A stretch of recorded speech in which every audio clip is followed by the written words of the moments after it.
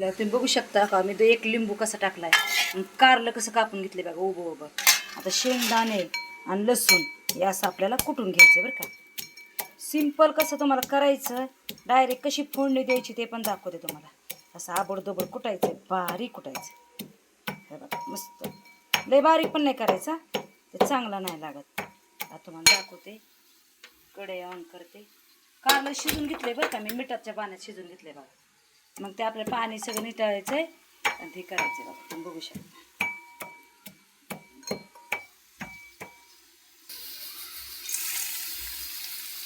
कच्चे शेंगदाणे घेतले बरं का मी, लसूण आणि कच्चे शेंगदाणे घेतले एकत्र कुटले. तुम्ही सिस्टीम करून बघा कशी भाजी लागते ह्याची. ह्याला म्हणते सिंपल असा शेंगदाण्याचा वास सुटतो ना. बघू शकता पाणी काढून घेतलेलं आहे. कधी कधी कारलं खात नाही, कडू होत नाही बरं का. लिंबू पिळल्यावर तर कारलं अजिबात कडू होत नाही. आणि कारलं सगळ्यात चांगलं असतं बरं का खाल्लेलं. आता घरातलं तिखट टाकते, मसाले सगळं, थोडीशी हळद आणि कारलं. मीठ टाकायचं आपल्याला, जास्त नाही टाकायचं.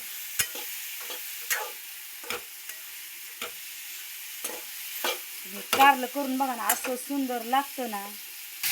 तुम्ही बघू शकता. थोडंसं मीठ घातलं, जास्त नाही, कारण आपण शिजताना टाकतो.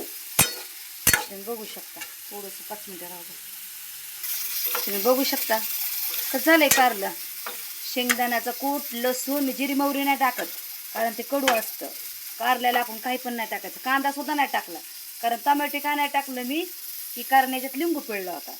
तुम्ही हे कारलं करून बघा, लसूण आणि शेंगदाणे ठिचून टाकले, मसाले आपले घरातले. एका प्लेटमध्ये काढून दाखवते तुम्हाला. तुम्ही बघू शकता किती टेस्टेड कारलं झाले, किती सिंपल केले. तुम्ही बघू शकता.